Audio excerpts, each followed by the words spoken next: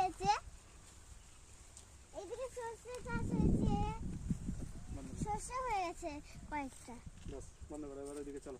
তো এই যে দেখো আমাদের পিডিং শাক হয়ে আছে এখানে। গাছ কিছুটা খাওয়ার জন্য আখ লাগিয়ে রাখি এখানে।